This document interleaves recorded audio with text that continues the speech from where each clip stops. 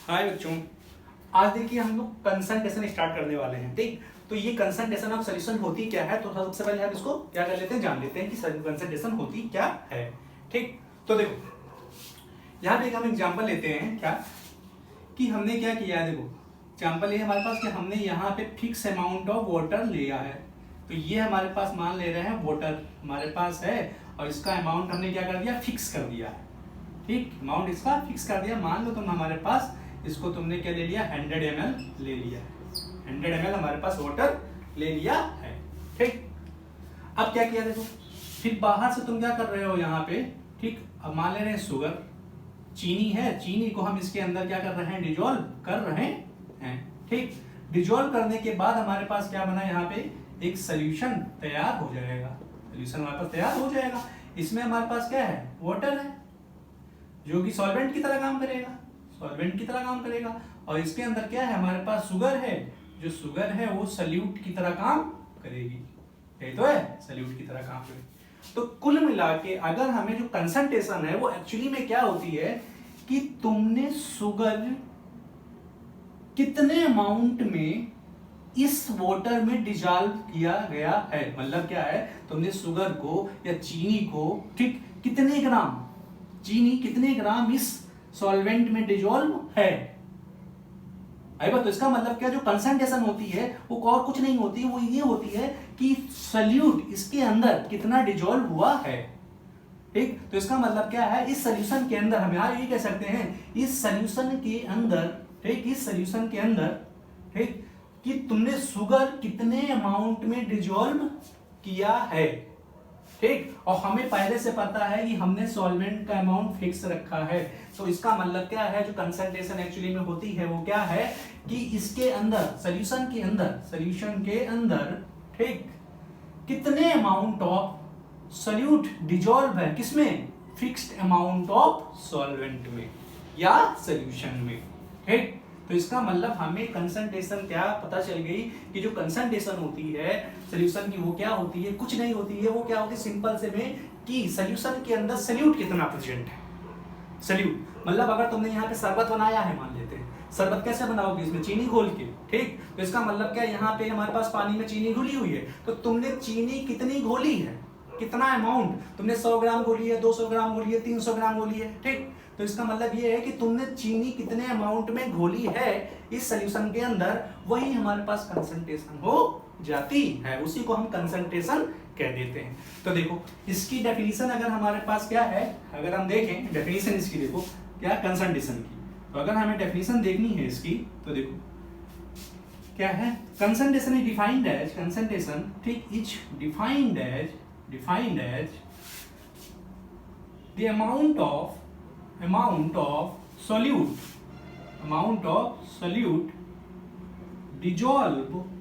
dissolve in fixed amount of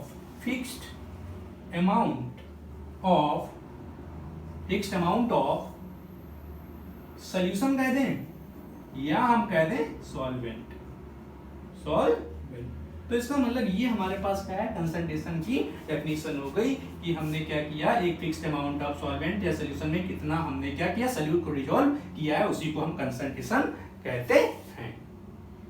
ठीक, concentration कहते हैं। ठीक, अब देखो, अब अगर हमारे पास ये कंसंट्रेशन क्या है, इसको अगर डिवाइड कर दें हम, तो हमारे पास क्या है कंसंट्रेशन के टर्म। देखो हमारे पास सबसे पहले अगर इसमें देखें, इसके टाइप कितने हैं। कंसंट्रेशन अगर हमारे पास है तो सबसे पहले हम उसको परसेंटेज में निकाल सकते हैं, परसेंटेज में निकाल सकते हैं। एक तो पिक टर्म हो गया ये। अब देखो परसेंटेज हमारे पास क्या है, हम यहाँ पे परसेंटेज को 3 टर्म में पढ़ेंगे, 3 टर्म में पढ़ेंगे। एक हमारे पास क्या है, फर्स्ट आ जाएगा क्या, वेट बाई वेट, दूसरा हमारे पास आ जाएगा वॉल्यूम बाई वॉल्यूम, और तीसरा आ जाएगा हमारे पास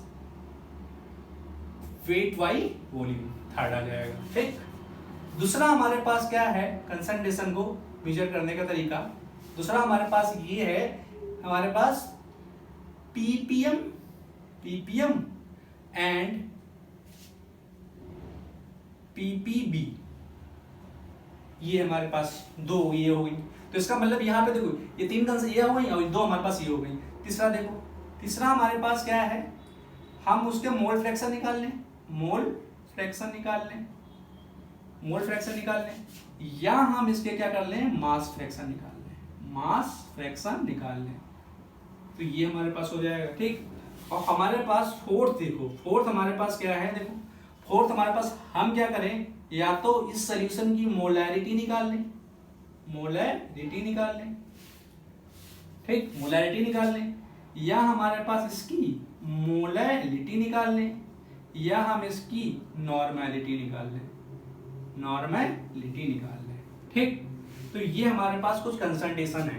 ठीक, तो सबसे एक एक करके हम इनको सबको पढ़ेंगे, लेकिन इनको पढ़ने से पहले ठीक हम ये जान लेते हैं, ठीक, जो कंसंट्रेशन होती हैं, ठीक, तो कंसंट्रेशन जो होती हैं, ठीक, तो ये सारी की सारी हमारे पास कंसंट्रेशन है। ठीक, तो इनके सबके फार्मूले होंगे अपने अलग अलग, ठीक, इनके सबके फार्मूले होंगे अलग अलग अपने। ठीक, तो देखो एक पॉइंट यहां पे याद रखना क्या, ठीक, अब देखो मान ले रहे हैं कि तुमने क्या किया, तुम्हारे पास वाटर मॉलिक्यूल है, मतलब तुमने पानी लिया है, मान लेते हैं पानी लिया है, ठीक, तो तुमने ये देखा पानी में क्या होगा, एक पानी का मॉलिक्यूल और एक दूसरा ये पानी का मॉलिक्यूल है, ठीक, इसके बीच में डिस्टेंस इतनी है, ठीक, ये डिस्टेंस हमारे पास है, या हम कहते हैं इसमें हमारे पास डिस्टेंस कितनी है, ठीक, या इसकी जो हमारे पास लेंथ है, दो मॉलिक्यूल के बीच में इंटरमॉलिक्यूलर जो डिस्टेंस है, ठीक, वो मान ले रहे हैं हमारे पास क्या है, 1 सेंटीमीटर है, मान ले रहे हैं 1 सेंटीमीटर है, ठीक, 1 सेंटीमीटर है। ठीक, अब क्या करो, अब क्या करो, अब तुम इसका टेम्परेचर बढ़ाओ, इंक्रीज करो टेम्परेचर, मतलब क्या है, अब तुम जाके क्या करो, इसको गैस पे, मतलब इसी कंटेनर को हमारे पास क्या, हमारे पास ये पानी था, वाटर था, हमने ये देखा वाटर के बीच में क्या है, जो दो मॉलिक्यूल पानी के हैं उसके बीच में डिस्टेंस हमारे कितनी है, 1 सेंटीमीटर हमने मान ली। ठीक, अब देखो जब तुम इसको नीचे से जाके हीट करोगे, तुम जैसे हीट करोगे तो हीट करने से क्या होगा, हीट करने से क्या होगा, ये जो हमारे पास क्या कर, जैसे हीट करोगे तो ये क्या करेगा, हीट क्या करेगा, ये मॉलिक्यूल करेगा एनर्जी, क्या करेगा, हीट से एनर्जी ले लेगा और अपने आप को क्या करेगा, खूब तेजी से वाइब्रेट करवाने लगेगा। तो इसका मतलब क्या है, जैसे ये हीट एब्जॉर्ब करेंगे ये मॉलिक्यूल क्या इस तरीके से वाइब्रेट होने लगेंगे तेजी से, तो होगा क्या, तेजी से जब वाइब्रेट करेंगे तो हम कहेंगे इसके बीच की जो डिस्टेंस है वो बढ़ जाएगी, डिस्टेंस क्या हो जाएगी, बढ़ जाएगी। मतलब ये है कि जब हम टेम्परेचर बढ़ाते हैं तो दो मॉलिक्यूल के बीच में जो हमारे पास इंटरमॉलिक्यूलर डिस्टेंस होती है वो बढ़ जाती है, तो इसका मतलब क्या होगा, यहाँ पे डिस्टेंस क्या हो गई हमारे पास, यहाँ पे मान लो 1 सेंटीमीटर, तो यहाँ पे मान लेते हैं 1.2 सेंटीमीटर हो गई वो, तो इसका मतलब क्या है, ठीक, टेम्परेचर बढ़ाने से हमारे पास क्या है, दो मॉलिक्यूल के बीच की डिस्टेंस बढ़ जाती है। अब बताओ अगर डिस्टेंस बढ़ गई, ठीक, डिस्टेंस अगर बढ़ गई तो बताओ इसकी वॉल्यूम देखो, अगर मान लो पहले ये इतनी वॉल्यूम में आ रहा है, इतनी जगह में आ जा रहा था, अब ये क्या है, थोड़ी ज्यादा जगह में आ जा रहा है, ये तो है, तो इसका मतलब हम क्या कहेंगे, वॉल्यूम बढ़ गई, मतलब टेम्परेचर बढ़ाने से क्या हो गई, वॉल्यूम तुम्हारी बढ़ गई। तो मतलब क्या हुआ कि जो हमारे पास वॉल्यूम होती है, वॉल्यूम होती है वो टेम्परेचर के हमारे पास डायरेक्टली प्रोपोर्शनल होती है। बात समझ में आ रही है मैं क्या कह रहा हूं, मैं कह रहा हूं कि जो वॉल्यूम होती है हमारे पास किसी भी सॉल्यूशन या किसी भी सॉल्वेंट की जो होती है वो टेम्परेचर के डायरेक्टली प्रोपोर्शनल होती है। मतलब क्या है, टेम्परेचर अगर तुम बढ़ाओगे तो वॉल्यूम ऑटोमेटिकली बढ़ जाएगी, वॉल्यूम हमारे पास बढ़ जाएगी। तो ये कॉन्सेप्ट हमें याद रखना है, ठीक, कि अगर हमने टेम्परेचर बढ़ाया तो हमारे पास वॉल्यूम बढ़ गई, ठीक, वॉल्यूम हमारे पास बढ़ गई।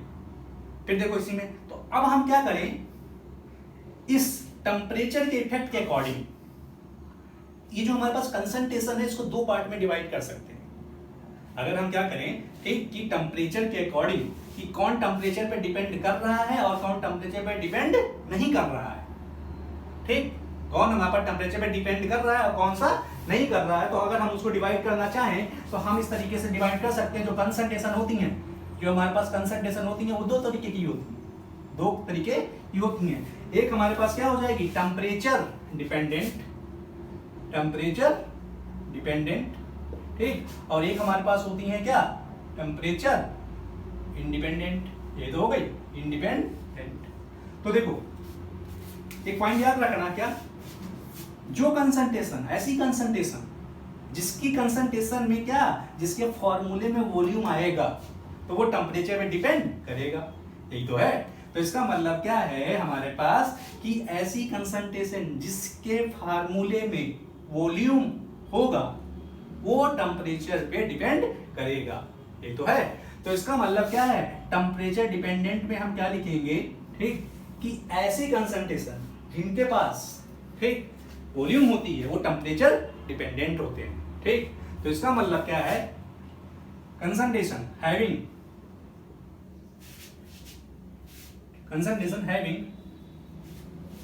वॉल्यूम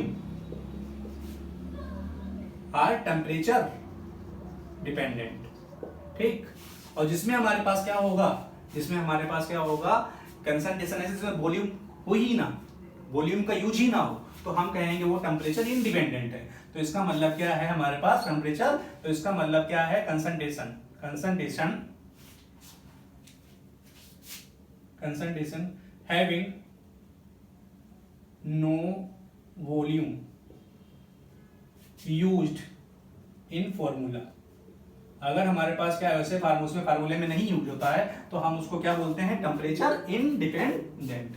अब देखो यहाँ पे बहुत सारी चीजें हैं, मैं यहाँ पे एक एग्जांपल बस खाली अभी आगे हम लोग पढ़ेंगे कि करके, तो हम देखते जाएंगे कौन टेम्परेचर पे डिपेंड करेगी, कौन टेम्परेचर पे डिपेंड नहीं करेगी।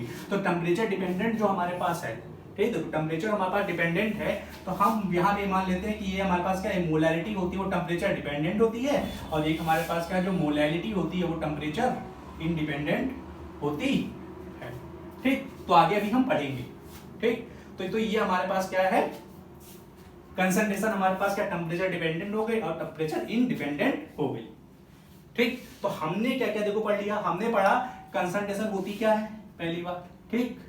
फिर उसके बाद पढ़ा कि किस तरह की कंसंट्रेशन होती है, तो ये हमारे पास कंसंट्रेशन है, ठीक। फिर हमने देखा जो कंसंट्रेशन है वो वॉल्यूम पे कौन सी डिपेंड करती है, तो हमने पढ़ा कि हाँ जिसका हमारे पास जिसमें वॉल्यूम इन्वॉल्व होती है वो टेम्परेचर पे डिपेंड करती है। और बाद में हमने क्या है टेम्परेचर के अकॉर्डिंग क्या कर दिया, कंसंट्रेशन को दो पार्ट में बांट लिया, जो हमारे पास क्या है टेम्परेचर डिपेंडेंट है, कुछ टेम्परेचर इंडिपेंडेंट है, ठीक। अब देखो हमें क्या पढ़ना, परसेंटेज, ये सारी चीजें पढ़नी है, ठीक। अब देखो इन सब चीजों को पढ़ने से पहले थोड़ा हम मोल के बारे में जान लेते हैं, मोल क्या होते हैं और ग्राम इक्विवेलेंट क्या होते हैं और मिली इक्विवेलेंट क्या होते हैं। इनको पढ़ने से पहले हम उनके बारे में जान लेते हैं कि वो होते क्या है, मोल क्या होता है, ठीक, मोल क्या होता है, ग्राम इक्विवेलेंट क्या होता है, और हमारे पास मिली इक्विवेलेंट क्या होता है, ठीक। तो देखिए मोल क्या होता है, तो हमने देखो यहाँ पे हमें क्या करना है, थोड़ा बहुत बस, ठीक, खाली हमें फार्मूला हम यहाँ पे यूज करेंगे, ठीक। क्योंकि हमें क्या क्या पढ़ना है, हमें पढ़ना है मोल पढ़ना है, ठीक, मोल के बारे में जाना है, और हमें क्या पढ़ना है, ग्राम इक्विवेलेंट के बारे में पढ़ना है, ठीक। और हमारे पास क्या पढ़ना है, मिली इक्विवेलेंट के बारे में हमें यहाँ पे थोड़ा थोड़ा पढ़ लेना है, ठीक। तो देखो हम लोग मोल के बारे में आ जाते हैं, ठीक। तो देखो मोल क्या होता है, मोल, ठीक। तो देखो जनरल वे में तुम लोगों ने पढ़ा और पढ़ रखा होगा कि मोल क्या एक फिक्स्ड नंबर ऑफ पार्टिकल है, और वो फिक्स्ड नंबर क्या होता है 6.022 इंटू 10⁻23, इसी को हम लोग बोलते हैं एवोगैड्रो नंबर, ठीक, एवोगैड्रो नंबर बोलते हैं इसको, ठीक। तो मैं यहाँ पे सीधे आ जाता हूँ कि हम मोल किस किस तरीके से निकाल सकते हैं, ठीक। तो देखो मान ले रहे हैं हमारे पास क्या है, मास गिवन हो, मास अगर हमारे पास गिवन है और हमें मोल निकालना है, तो हमने क्या लिखना है, गिवन मास अपॉन उसका मोलर मास। हम सीधे इसको भी लिख सकते हैं कि मास अपॉन, इसको मोलर मास कह दो या इसको मोलिकुलर वेट कह दो, ठीक। देखो बच्चों यहाँ पे क्या है, एक्चुअली में ये करेक्ट रिप्रेजेंटेशन नहीं है, ठीक। देखो करेक्ट रिप्रेजेंटेशन क्या होता है, पार्टिकल का मास और अपॉन पार्टिकल वेट, ठीक। अगर हमारे पास किसी एटम का मास दिया तो हम यहाँ एटॉमिक वेट रखेंगे, एटॉमिक मास रखेंगे, अगर मोलिक्यूल का दिया होगा तो मोलिकुलर मास रखेंगे, और आयन का दिया होगा तो आयन मास रखेंगे। लेकिन जनरली वे में हम लोग इसको यहाँ पे जनरल वे में इसको जो बुक्स में लिखा रहता है हम इसको यूज करेंगे, ठीक, मोल। तो इसका मतलब मास अपॉन मोलर मास। अब मान लेते हैं हमारे पास क्या है, इफ अगर वो कहते हैं कि हमारे पास 200 एटम है तो 200 एटम में कितने हमारे पास क्या होंगे, मोल होंगे। तो देखो ये हमारे पास क्या है, number of particles are given. तो अगर हम इस पार्टिकल्स को क्या मान लें, n मान लें, तो मोल देखो कैसे निकालेंगे। अगर हमारे पास क्या है, पार्टिकल्स गिवन है, तो हमें क्या करना है, बस एवोगाड्रो नंबर से मल्टीप्लाई उसर क्या डिवाइड कर देना है। तो ये हमारे पास दूसरा फार्मूला हो गया। ठीक, अब देखो थर्ड फार्मूला क्या है। मान लेते हैं हमारे पास कोई गैस है, तो गैस की वॉल्यूम अगर गिवन दे रखी है एनटीपी पे, मतलब नॉर्मल टेम्परेचर एंड प्रेशर पे। ठीक, तो इसका मतलब क्या है, इफ हमारे पास क्या है, वॉल्यूम गिवन है, वॉल्यूम इज गिवन, और वॉल्यूम किसकी होती है, मोस्टली गैस की। एस किस पे देखो, एट एनटीपी, एनटीपी मतलब नॉर्मल टेम्परेचर एंड प्रेशर, या हम इसको बोलते हैं STP, standard temperature and pressure. ठीक, तब देखो कैसे निकालेंगे। अब मान लो हमारे पास वॉल्यूम गिवन है, तो देख लेना वॉल्यूम किस में गिवन है, एनटीपी है, तो लीटर में तो नहीं गिवन है। अगर लीटर में गिवन होगी तो हम क्या करेंगे, उसको 22.4 से डिवाइड कर देंगे। ठीक, और ये हमारे पास मान लेते हैं हमारे पास क्या है, ये वीएनटीपी पे जो वॉल्यूम दी हुई है वो एमएल में दी हुई है, तो हम क्या करेंगे यहाँ 22400 से क्या कर देंगे, यहाँ पे हम मल्टीप्लाई उससे डिवाइड कर देंगे। तो ये हमारे पास थर्ड फार्मूला हो गया।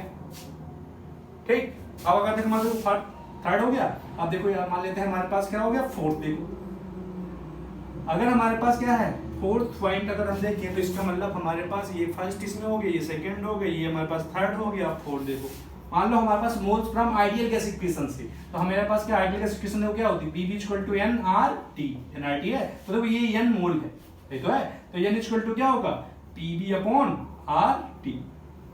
तो ये हमारे पास चार फार्मूले निकल के आते हैं।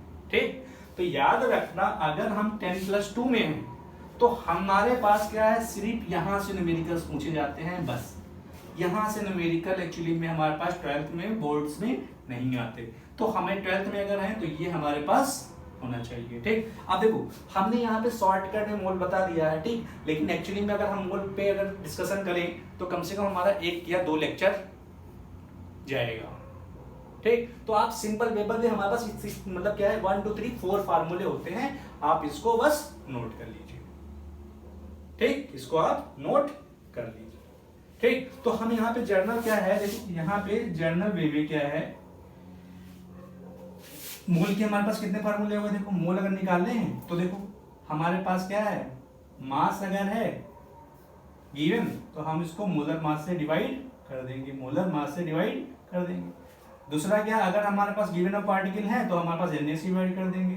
तीसरा हमारे पास क्या है, देखो अगर मान लो हमारे पास VNTP पे दिया हुआ है यहाँ पे लीटर में, तो हम उसको 22.4 से, अगर हमारे पास ml में तो ml वाला रख लेते हैं। और एक लास्ट हमारे पास क्या है, Pv/RT, Pv = RT। अब तुमको यहाँ पे पता होना चाहिए P क्या है, P तो पता होगा, P हमारे पास क्या है, प्रेशर है, प्रेशर है। ठीक, V क्या है, वॉल्यूम है, वॉल्यूम है। ठीक, R क्या है, यूनिवर्सल गैस कांस्टेंट है, यूनिवर्सल गैस कांस्टेंट है। ठीक, और हमारे पास T क्या है, वॉल्यूम, सॉरी क्या नाम, T टेम्परेचर है, T हमारे पास क्या है, टेम्परेचर है। ठीक, ये तो ये हमारे पास मोल के फार्मूले हो गए हमारे पास कितने, 4। ठीक, तो मोस्टली हम इस वाले फार्मूले का यूज करेंगे, मास अपॉन मोलर मास। ठीक, अब हम थोड़ा जान लेते हैं ग्राम इक्विवेलेंट के बारे में। ठीक, ग्राम इक्विवेलेंट क्या होता है। ठीक, चलिए हम लोग ग्राम इक्विवेलेंट के बारे में आप जान लेते हैं थोड़ा। तो देखो हम यहाँ पे मोल और ग्राम इक्विवेलेंट को कंपेयर करके बता रहे हैं, तो थोड़ा यहाँ पे आप ठीक कंपेयर करी चीजें क्या हो, थोड़ी ज्यादा दिन तक हमें क्या होती है, याद रहती है। तो देखो मोल हमारे पास है, हमारे पास मोल है, और इधर हम ले रहे हैं क्या, ग्राम इक्विवेलेंट, ग्राम इक्विवेलेंट। देखो क्या फर्क है दोनों में। देखो अगर जर्नल में अगर हमें मोल निकालना होता है, अगर हमें मोल निकालना होता है तो हम क्या करते हैं, जो मास गिवन होता है, जो मास हमारे पास गिवन है, और हम क्या करते हैं, मोलर मास से डिवाइड कर देते हैं, तो हमारे पास क्या मिल जाता है, ये हमारे पास मोल मिल जाते हैं, मोल मिल जाते हैं। ठीक, तो हम सीधे सीधे भी कह सकते हैं कि इसकी जगह पे तुम अगर मान लो हमें मोल चाहिए तो यहाँ पे इसका मतलब मास होगा गिवन, और ये हमारे पास क्या, इसको हम लोग मोलिकुलर वेट भी कह सकते हैं ना, या तो इसको वेट अपॉन मोलिकुलर वेट कह दो। ठीक, ये भी कह सकते हो। तो इसका मतलब मास अपॉन मोलर मास या मास अपॉन मोलिकुलर वेट, इसका मतलब अगर डिवाइड कर देंगे तो हमें क्या मिल जाएंगे, यहाँ नंबर ऑफ मोल्स मिल जाएंगे। ठीक, अब देखो ग्राम इक्विवेलेंट क्या है। तो ग्राम इक्विवेलेंट को हम लोग इस तरीके से ग्राम इक्विवेलेंट इस तरीके से लिख दें, ठीक, या हम इसको सीधे सीधे खाली ई से भी लिख दें, ठीक। तो देखो ग्राम इक्विवेलेंट क्या होता है, ग्राम इक्विवेलेंट क्या होता है, देखो यहाँ पे मोल क्या होता है, मास अपॉन मोलर मास। ये हमारे पास मास अपॉन, इस वाले में क्या होता है, ये मास अपॉन इक्विवेलेंट मास, इसके बराबर होता है। यहां हम इसको क्या कह सकते हैं, देखो मास गिवन हो, given mass upon equivalent weight, equivalent weight, equivalent weight, ये हमारे पास फार्मूला आ जाएगा। तो इसका मतलब क्या है, मोल और ग्राम इक्विवेलेंट में फर्क क्या है, बस यहाँ हमने मोलर मास लिया है, यहाँ पे हमने इक्विवेलेंट मास लिया है। तो अब ये जान लेते हैं इक्विवेलेंट मास क्या होता है या इक्विवेलेंट वेट क्या होता है, इक्विवेलेंट वेट क्या होता है। देखिए इक्विवेलेंट वेट पे अगर हम लेक्चर देने लगे तो ये भी कम से कम 1 या 2 लेक्चर लेके जाएगा, ठीक। तो हम यहाँ पे क्या है, सिर्फ थोड़ा बहुत जो हमारे पास यूज में है यहाँ इस चैप्टर में, उसको हम थोड़ा पढ़ लेते हैं, ठीक, उसके बारे में हम पढ़ लेते हैं। तो देखो इसमें क्या है, अगर हमें इक्विवेलेंट वेट निकालना है, देखो इक्विवेलेंट वेट निकालना है तो हम क्या करना है, मान लो उसका जिसका भी निकालना है तो उसका क्या है, तो मोलर मास निकाल लो, मोलर मास निकाल लो, ठीक। और यहाँ पे x से डिवाइड कर दो, x से डिवाइड कर दो, x से डिवाइड कर दो। अभी x क्या है, देखो x क्या है, x क्या है हमारे पास, देखो ठीक, ये हमारे पास है रिप्लेसिबल H और OH, मतलब जिसका तुम इक्विवेलेंट निकाल रहे हो, ठीक, जिस कंपाउंड का या जिस मॉलिक्यूल का हमारे पास क्या है इक्विवेलेंट वेट निकाल रहे हो, तो उसमें देखो हमारे पास कितने हाइड्रोजन तुम्हारे पास रिप्लेस कर सकते हो या कितने OH रिप्लेस कर सकते हो। या हम इसको जर्नल भी ये ना कहे कि हुए, या हम सीधे सीधे इसको क्या कह सकते हैं, इसको एसिडिटी, एसिडिटी और बेसिसिटी, बेसिसिटी कह सकते हैं, ठीक, एसिडिटी या बेसिसिटी। अब देखो जैसे मैं एग्जांपल में बताता हूं, देखो क्या एग्जांपल लेके, ठीक, देखो एग्जांपल में, तो देखो एग्जांपल में अगर हम बात करें इक्विवेलेंट वेट की बात, जैसे मान लो मेरे पास क्या है, HCl है, ठीक, मान लो HCl ले लेते हैं, HCl, ठीक, HCl।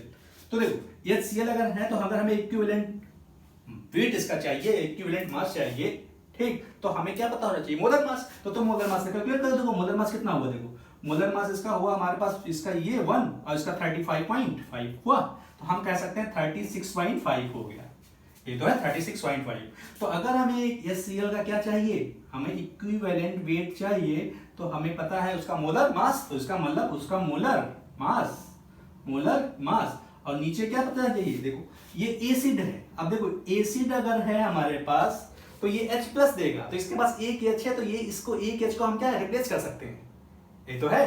तो अगर याद रखना, अगर एसिड है कोई, अगर एसिड है तो एसिड क्या, अगर हाइड्रोजन हम एक हटा सकते हैं, अगर हटा दें तो हम उसको कहते हैं, देखो बेसिसिटी, एसिड के लिए हम बेसिसिटी टर्म यूज करते हैं। तो इसका मतलब इसमें हमारे पास रिप्लेसेबल हाइड्रोजन कितना है, 1। तो कुल मिला के हम कह सकते हैं यहाँ पे x की वैल्यू कितनी हो गई, हमारे पास x की वैल्यू 1 हो गई, तो हम यहाँ पे 1 रख देंगे, ठीक। तो इसका मतलब क्या है, HCl के केस में इक्विवेलेंट वेट और इसका मोलर मास बराबर आ जाएगा, ये तो है, बराबर आ जाएगा,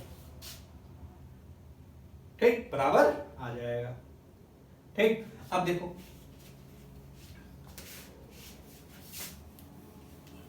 अब मान ले रहे हैं, मान लो हमारे पास इसमें थोड़ा इधर देख लो आगे, देखो ठीक, इसमें क्या इधर देखो, अब देखो इसमें क्या है, मान लेते हैं हमारे पास H2SO4 होता, H2SO4 होता, H2SO4 होता, ठीक, H2SO4 होता। तो देखो H2SO4 के केस में अगर हम देखें, देखो जब तुम इसका मोलर मास कैलकुलेट करोगे, इसका मोलर अगर मान लो हमें इक्विवेलेंट वेट अगर चाहिए, इक्विवेलेंट वेट हमें चाहिए, तो हमें पता होना चाहिए कि उसका मोलर मास कितना होता है, मोलर मास कितना होता है, और यहाँ पे x की वैल्यू कितनी होती है, x की वैल्यू कितनी होती है। तो देखो x की वैल्यू यहाँ पे देखो, यहाँ पे कितने हाइड्रोजन है, दो को रिप्लेस कर सकते हो, तो हम यहाँ पे क्या कह देंगे, equivalent weight equal to molar mass upon 2, और मोलर मास इसका कितना होता है 98, और ये 2 तो हम कह देंगे 49 आ गया, 49 आ गया। सेम टू सेम देखो इसमें मान लेते हैं हमारे पास जैसे NaOH है, देखो NaOH ये तो है। अब देखो यहाँ याद रखना, यहाँ पे 2 हाइड्रोजन रिप्लेस चलते, तो हम ये कह सकते थे इसकी जो बेसिसिटी हो गई, बेसिसिटी जो हो गई वो कितनी हो गई, 2 हो गई। अब आ जाओ हमारे पास बेस के केस में। अब बेस के केस में क्या होते हैं, OH होते हैं, तो याद रखना यहाँ पे हम क्या रिप्लेस वाले हैं, OH, ठीक। या हम इससे कह सकते हैं इसकी एसिडिटी, इसका मतलब एक ही OH तो है, तो एसिडिटी हमारे पास क्या हो जाएगी इसकी X, तो वैल्यू कितनी हो गई 1। तो हम कहेंगे क्या, अगर हमारे पास इसका इक्विवेलेंट वेट चाहिए तो हमें क्या पता होना चाहिए, मोलर मास ऑफ यानी OH का पता होना चाहिए और X की वैल्यू पता होनी चाहिए। और हमको ये पता है क्या कि जो हमारे पास मोलर मास इसका है, ठीक, वो क्या है 40 है यार, मान लेते हैं इसका मोलर मास कितना होता है 40 होता है, ठीक, और X की वैल्यू कितनी 1, तो हम सीधे सीधे कह देंगे इसका जो है क्या आ जाएगा, X की वैल्यू 1 आ जाएगी, तो हम कह देंगे इक्विवेलेंट वेट और इसका मोलर मास क्या है, बराबर है, इक्वल है, ठीक। अब जैसे अगर हमारे पास mgOH का होल ट्वाइस होता है, mgOH का होल ट्वाइस, तो बताओ इसका इक्विवेलेंट वेट कितना होता है, इक्विवेलेंट वेट हमारे पास क्या कहते हैं हम लोग, इसका मोलर मास अपॉन X की वैल्यू कितनी होती है इसमें, देखो 2OH है तो 2 रिप्लेस वाले। तो ये हमारे पास इस तरीके से हम क्या निकाल सकते हैं, इक्विवेलेंट वेट निकाल सकते हैं एसिड और बेस का। एसिड और बेस का हम इक्विवेलेंट वेट इसे इस तरीके से निकाल सकते हैं, ठीक। तो इक्विवेलेंट वेट तुम यहां रख देना आके, और हमारे पास ग्राम इक्विवेलेंट मिल जाएगा, ठीक। अब 2-3 पॉइंट यहाँ पे जब पढ़ाई रहे तो 2-3 पॉइंट हमारे पास क्या और नोट कर लीजिए क्या,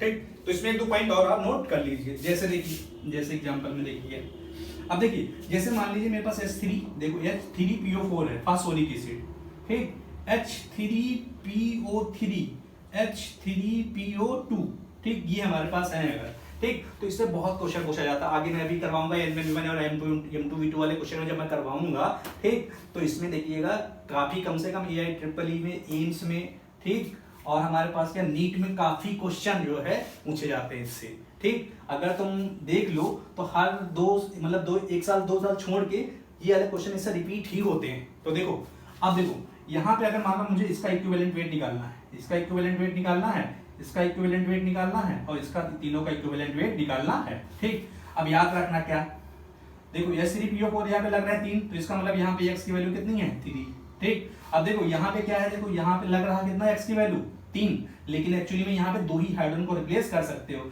इस वाले में देखो 3S लग रहा है, लेकिन यहाँ पे X की वैल्यू का सिर्फ और सिर्फ 1 को ही हटा सकते हैं। तो याद रखना H3PO4 के केस में जो हमारे पास फास्फोरिक एसिड होता है उसमें कितने रिप्लेसेबल हाइड्रोजन है 3, ठीक। इसमें कितने हैं 2, इसमें कितने हैं 1, तो इसको ध्यान देना। तो अगर हमारे पास क्या इसका इक्विवेलेंट वेट निकालोगे तो इसका मोलर मास अपॉन 3 आ जाएगा, इसका क्या हो जाएगा मोलर मास अपॉन 2 आ जाएगा, इसका मोलर मास अपॉन 1 आ जाएगा, ठीक, 1 आ जाएगा, ये तो है 1 हमारे पास आ जाएगा, ठीक। तो आप इसको नोट करिए। अब आगे देखिए, ठीक, इसमें देखिए अगर हमारे पास ग्राम इक्विवेलेंट थोड़ा और मैं इसमें देख रहा हूं, देखो ग्राम इक्विवेलेंट है, मान लो हमारे पास क्या है ग्राम इक्विवेलेंट है, ठीक, ग्राम इक्विवेलेंट है, ठीक। तो हमने इसको क्या लिखा, देखो मास अपॉन इक्विवेलेंट मास, और इक्विवेलेंट ये होता है, देखो ये होता है। तो ग्राम इक्विवेलेंट की जगह पे हमारे पास देखो ग्राम इक्विवेलेंट है यहाँ पे मास, तो इसका मतलब मास हमने ऊपर लिख दिया। फिर उसके बाद देखो इक्विवेलेंट वेट की जगह पे हम क्या लिख सकते हैं, ये तो लिख सकते हैं, तो इसका मतलब क्या है यहाँ पे मोलर मास अपॉन x, तो ये x की वैल्यू ये x ऊपर चला जाएगा, तो हम कह देंगे जो ग्राम इक्विवेलेंट है हमारे पास आएगा क्या आ जाएगा, देखो ये मास upon molar mass into x, ये तो आ जाएगा मोलर मास अपॉन, देखो ये तो मास upon molar mass into x। तो आप देखो जो हमारे पास ग्राम इक्विवेलेंट है, ध्यान दो ग्राम इक्विवेलेंट है, और जो हमारे पास मोल है, जो हमारे पास मोल है और जो ग्राम इक्विवेलेंट है, बस ये देखो मोल क्या है मास अपॉन मोलर मास, इस वाले में क्या है मास upon molar mass into x। बस x हमारे पास पता है कि हमारे पास क्या है, या तो ये क्या होगा रिप्लेसेबल, ठीक, H और OH ये आ जाएंगे, ये तो है, ठीक। तो इसका मतलब क्या हुआ, इस तरीके से हमारे पास क्या, ये हमारे पास मोल मतलब क्या हुआ मास अपॉन मोलर मास हुआ, ठीक। ग्राम इक्विवेलेंट क्या हो गया हमारे पास, ये हो गया, ठीक। अब हमारे पास क्या है, इक्विवेलेंट वेट हमारे पास है। अब देखो अगर मान लो हमारे पास क्या है, अब तो ये तो मोल हो गया ना, तो यहाँ पे रिलेशन आ जाएगा। देखो ग्राम इक्विवेलेंट इक्वल टू क्या हो गया, देखो gram equal to mole into X, mole into X. और मोल हमें पता है कितने तरीके से निकाल जा सकते हैं, तो हम यहाँ पे ग्राम इक्विवेलेंट ये भी लिख सकते हैं। इसका मतलब ग्राम इक्विवेलेंट इक्वल टू क्या, मोल इंटू एक्स हो गए। और मोल में हमें पता है क्या क्या, जैसे वी एन टी पी पे हमारे पास क्या है 22.4, ये लीटर में अगर हो तो ना, पीवी अपॉन आर टी या ना अपॉन एन ए, ये हम कंपेयर कर सकते हैं इस तरीके से। ठीक, तो ये हमारे पास क्या हो गए, ग्राम इक्विवेलेंट, ग्राम इक्विवेलेंट। ठीक, अब थोड़ा हम देख लेते हैं कि मिली इक्विवेलेंट क्या होते हैं। मिली इक्विवेलेंट क्या होता है, इक्विवेलेंट क्या होता है, देखो मिली इक्विवेलेंट क्या। अब देखो अगर हम ग्राम इक्विवेलेंट में, ग्राम इक्विवेलेंट हमारे पास क्या है, ई से दिखाते हैं, ये तो है ग्राम इक्विवेलेंट हमारे पास ई से दिखाते हैं। ठीक, तो अब देखो अगर हमारे पास मिली इक्विवेलेंट में निकालना है, ठीक, तो तुम क्या करो, इक्विवेलेंट जो हमारे पास ग्राम इक्विवेलेंट है, ग्राम इक्विवेलेंट मतलब ई, ये तो है, इसमें 1000 से मल्टीप्लाई कर दो तो यही हमारे पास क्या हो जाएगा, यही हमारे पास क्या आ जाएगा, मिली इक्विवेलेंट हो जाएंगे। सेम टू सेम इसको देखो क्या लिख सकते हैं, इक्विवेलेंट वेट को तुम देखो, इक्विवेलेंट जो हमारे पास क्या है, ग्राम इक्विवेलेंट को क्या लिख सकते हो, मोल इनटू एक्स। तो हम क्या कर सकते हैं, देखो तो इसका मतलब क्या है, ये मोल इनटू एक्स इनटू ये तो हो जाएगा हमारे पास। तो ये हमारे पास ग्राम इक्विवेलेंट का कॉन्सेप्ट है। अब तुम क्या लिख सकते हो यहाँ पे, अब देखो अगर मान लो मिली इक्विवेलेंट है तो हम क्या लिख सकते हैं, मोल इनटू एक्स इनटू, मोल की जगह पे तुम क्या लिख सकते हो, जैसे हमारे पास mass upon molar mass into x into ये लिख सकते हो, या क्या लिख सकते हो, देखो एन अपॉन मोल की जगह पे देखो, मोल की N upon N A into x into 1000, ये तो है। और same to same V N T P भी अपॉन 22.4 इंटू एक्स इंटू 1000, ये तो लिख सकते हो। अब देखो इन सब फार्मूलों का यूज हम क्या करेंगे, ठीक, इससे रिलेटेड क्वेश्चन जो है हमारे पास कंपटीशन में खूब पूछे जाते हैं। ठीक, तभी मैंने यहाँ पे इसको थोड़ा एक्सप्लेन कर दिया, क्योंकि सॉल्यूशन में भी इससे क्वेश्चन जो है, ठीक, काफी पूछे गए हैं। तो जब मेरे पास कंसंट्रेशन खत्म हो जाएगा तो उसके बाद मैं न्यूमेरिकल प्रॉब्लम करवाऊंगा, तब देखिएगा ये कितने अच्छे से कॉन्सेप्ट लगते हैं। ठीक, तो अब एक एक पॉइंट करते हुए आप क्या करिए, एक एक कॉन्सेप्ट क्या है क्लियर करते हुए आगे थोड़ा बढ़िए। ठीक, तो हमें ये पता चल गया मोल क्या होता है, ठीक, ग्राम इक्विवेलेंट क्या होता है, और मिली इक्विवेलेंट के हमें फार्मूले पता चल गए। ठीक, फार्मूले हमें पता चल गए। अगर हमें इसकी डिटेल स्टडी तुमको करनी है, ठीक, तो मैं इस पे अलग अलग हर टॉपिक पे अलग अलग से लेक्चर बनाऊंगा। ठीक, तो आप उसको विजिट कर लीजिएगा, तो और आपका कॉन्सेप्ट अच्छे से क्लियर हो जाएगा। ठीक, अब हम आ जाते हैं, तो इसका मतलब हमने मोल पढ़ लिया, ये पढ़ लिया, अब हम आ जाते हैं किस पे, ठीक, अपनी कॉन्सेंट्रेशन पे। तो यही हमारे पास कॉन्सेंट्रेशन थी, ठीक, ये तो कॉन्सेंट्रेशन थी हमारे पास। ठीक, तो अब सबसे पहले हम लोग पढ़ लेते हैं परसेंटेज के बारे में, जान लेते हैं कि परसेंटेज होती क्या है। तो अब हम जान लेते हैं कि परसेंटेज हमारे पास सबसे पहली कंसंट्रेशन क्या है, हमारे पास परसेंटेज।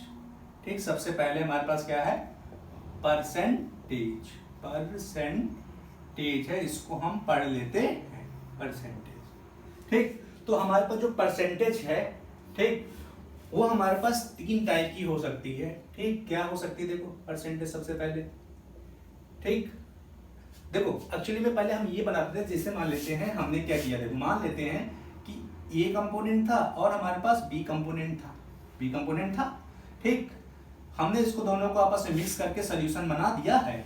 इसमें ए और बी है, यही तो है, इसका मतलब इसमें हमारे पास ए और बी है। ठीक, तो मान लेते हैं हमारे पास क्या है, ये हमारे पास क्या था, H2O था, मतलब सॉल्वेंट था, और बी हमारे पास सोल्यूट था, ये तो है सोल्यूट था। ठीक, तो ये हमारे पास क्या है, इसके अंदर ये सॉल्वेंट है और ये हमारे पास सोल्यूट है, ये तो है सोल्यूट। तो अब हम जान लेते हैं ना एक्चुअली परसेंटेज का मतलब इसमें क्या, इस सॉल्वेंट मतलब इस सॉल्यूशन के अंदर हमारे पास क्या है, सोल्यूट की परसेंटेज कितनी है और सॉल्वेंट की परसेंटेज कितनी है, यही तो है। तो यही हमें जानना है। देखो तो हमारे पास में 3 चीजें हैं। देखो क्या, सबसे पहले हमारे पास पहला हमारे पास है इसमें, देखो क्या पहला हमारे पास है, कौन सी हमारे पास, परसेंटेज,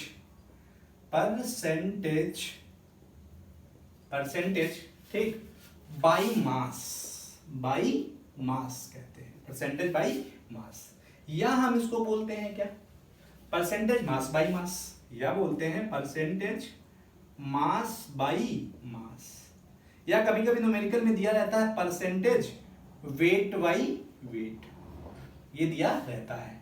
ठीक, या हमारे पास कभी कभी इस दिया रहता है क्या, परसेंटेज बाई वेट भी दिया रहता है। तो इनमें से कुछ भी हो सकता है। ये तो पहली हो गई। अब दूसरा देखो, दूसरा क्या गिवन है हमारे पास, दूसरा हमारे पास गिवन है वॉल्यूम बाई वॉल्यूम। तो इसका मतलब क्या, परसेंटेज को लोग बोलते हैं परसेंटेज बाई वॉल्यूम।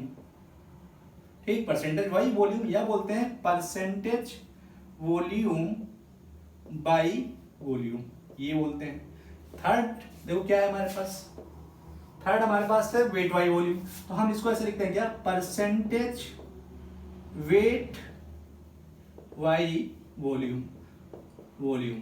ठीक, तो वेट की जगह पे आप मास भी यूज कर सकते हो। ठीक, तो ये हमारे पास तीन है। ठीक, तीन है कंडीशंस। ठीक, अब देखो अगर हमारे पास, देखो ये नाम से पता चल रहा है कि ये मास, इसका मतलब अगर हमारे पास कोई सोल्यूशन बना हुआ है, सोल्यूशन बना हुआ है यहाँ पे, ठीक, सोल्यूशन हमारे पास यहाँ पे बना हुआ है और हमने क्या किया था, इसमें सॉल्यूट कुछ मिलाया था। तो देखो अब क्या है, इसका मतलब अगर तुम्हें ये करना है तो इसका मतलब क्या, तुम सॉल्यूट, इसका मतलब तुम्हें निकालना क्या है, परसेंटेज बाई वेट अगर निकालना है। ठीक, परसेंटेज बाई वेट, तो हमें पता है कि परसेंटेज बाई वेट का देखो फार्मूला क्या होता है। एक्चुअली हम फार्मूला पढ़ लेते हैं क्या, देखो परसेंटेज बाई वेट का अगर तुम फार्मूला देखोगे या बाई मास का फार्मूला देखोगे, ठीक, तो हम यहाँ लिखते हैं क्या, परसेंटेज बाई मास यहाँ पे अगर है, ठीक, तो हम क्या लिखते हैं, मास ऑफ, इसके अंदर सॉल्यूट कितना है, मास ऑफ सॉल्यूट, कितना तुमने सॉल्यूट इसमें डिसॉल्व किया है ग्राम में, और टोटल सॉल्यूशन का मास कितना है, तो इसका मतलब टोटल मास ऑफ सॉल्यूशन। समझ में बात आ रही होगी, और इनटू 100। देखो क्या हमने कहा ना कि अगर तुमने कोई सॉल्यूशन बनाया है तो तुमने सॉल्यूट कितना अमाउंट डाला है किसमें, ग्राम में, और जब हमारे पास सॉल्यूशन बन के तैयार हुआ तो उसका पूरा वजन या वेट कितना था या मास कितना था, तो उसी को हम लोग बोलते हैं परसेंटेज बाई मास। ये तो है परसेंटेज बाई मास। ठीक, अब अगर हम डेफिनेशन इसकी देखें कि परसेंटेज बाई मास की डेफिनेशन क्या होगी, अगर हम इसकी डेफिनेशन देखें तो देखो क्या होगा। ठीक, अब देखो डेफिनेशन, इसका मतलब क्या, परसेंटेज है तो इसका मतलब 100 में लिया गया है, 100 में लिया गया है। तो इसका मतलब हम परसेंटेज में ये देखेंगे कि हमारा सॉल्यूट, देखिए हमारा सॉल्यूट, ठीक, सॉल्यूट हमारे पास 100 ग्राम सॉल्यूशन के अंदर कितना है। समझ में आई बात, हमने क्या कह रहे हैं कि अगर हमारे पास सॉल्यूशन का मास कितना है 100 ग्राम, परसेंटेज लेंगे तो इसको 100 ग्राम ले लेंगे, 100 ग्राम सॉल्यूशन का मास है, तो इस 100 ग्राम सॉल्यूशन के अंदर हमारा सॉल्यूट कितने ग्राम, इसी को बोलते हैं क्या, परसेंटेज बाई मास। तो इसका मतलब क्या है, अगर हमें डेफिनेशन देखनी है तो देखो क्या है, it is defined as the mass of solute, mass of solute in gram dissolve और present in 100 gram of solution. बात समझ में आ गई, बात समझ में आ गई होगी कि हमने क्या कहा, मास, ठीक, कि हमारा सॉल्यूट का मास कितने ग्राम इस सॉल्यूशन के अंदर है, उसी को बोलते हैं हम लोग क्या, परसेंटेज बाई मास। बात आ गई समझ में, ठीक, बात आ गई समझ में। ठीक, दूसरा पॉइंट देखो, दूसरा पॉइंट क्या है, दूसरा पॉइंट ये है, हमने क्या है, जब हमने उसका कंसंट्रेशन को क्लासिफाई करवाया था तो हमने दो तरीके से टेम्परेचर के अकॉर्डिंग करवाया था। हमने कहा था कि जिसके ऐसा फार्मूला या ऐसी कंसंट्रेशन जिसके हमारे पास क्या हो, जिसके अंदर वॉल्यूम होती है, वो टेम्परेचर पे डिपेंड करता है। अब बताओ, ये हमारे पास यहाँ पे देखो ए बी मास है, यहाँ तो कोई वॉल्यूम नहीं है, तो हम कहेंगे जो हमारे पास क्या है, परसेंटेज बाई मास है, ये टेम्परेचर इंडिपेंडेंट है, टेम्परेचर इंडिपेंडेंट है। एक पॉइंट हुआ। ठीक, अगला देखो, अगला पॉइंट क्या है, टेम्परेचर इंडिपेंडेंट हो गया। ठीक, अब देखो मान ले रहे हैं हमारे पास एक जैसे प्रॉब्लम दी है एग्जांपल में, देखो जैसे एग्जांपल में क्या दिया हुआ है कि हमारे पास 10%, जैसे हमारे पास एक एग्जांपल देखो क्या है एग्जांपल, मान लो दिया हुआ है 10% एक्वस सॉल्यूशन ऑफ HCl, तो इसका मतलब और बाई मास, इसका मतलब क्या है? देखो ये तो है, कह रहा है 10% एक्वस सॉल्यूशन है किसका? HCl और बाई मास है, ये तो है बाई मास है। तो जैसे हमारे पास बाई मास है आया, तो तुरंत हम क्या करेंगे? देखो 10% को हम क्या लिख सकते हैं? 10/100 लिख सकते हैं, 10/100। तो ऊपर वाला क्या है? देखो ऊपर वाला क्या है? मास ऑफ सल्यूट है, ये तो है। नीचे वाला क्या है? मास ऑफ